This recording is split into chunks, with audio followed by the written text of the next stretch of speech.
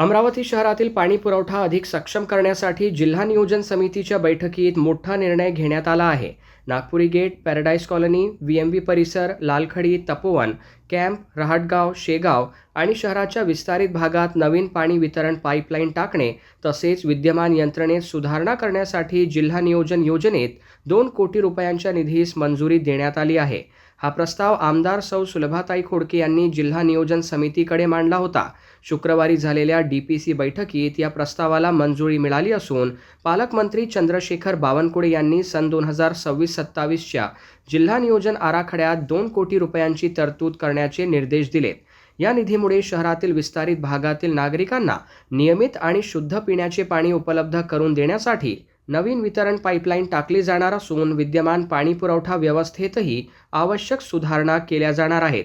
त्यामुळे अनेक भागातील दीर्घकाळ प्रलंबित पाणी टंचाईच्या समस्येला मोठा दिलासा मिळण्याची अपेक्षा आहे।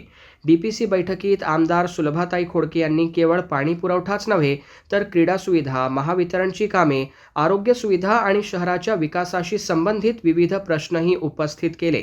रहाटगाव येथे प्रस्तावित महापालिका क्रीडा संकुलासाठी जिल्हा नियोजनाच्या नाविन्यपूर्ण योजनेतून 5 कोटी रुपयांचा निधी उपलब्ध करून देण्याची मागणी त्यांनी केली। महापालिका शाळातील खेळाडूंना दर्जेदार मैदान, साहित्य आणि प्रशिक्षक मिळावेत हा त्यामागचा उद्देश असल्याचे त्यांनी सांगितले। याशिवाय जिल्हा स्त्री रुग्णालयात महिला नातेवाईकांसाठी स्वतंत्र महिला विसावा केंद्र उभारण्यासाठी 2.50 कोटी रुपयांच्या वाढीव निधीचीही मागणी त्यांनी बैठकीत केली। यावर पालकमंत्री चंद्रशेखर बावनकुळे यांनी सकारात्मक भूमिका दर्शविल्याची माहिती देण्यात आली। बैठकीत ग्रीन अमरावती या संकल्पनेलाही आमदार सुलभाताई खोडके यांनी पुढे रेटले।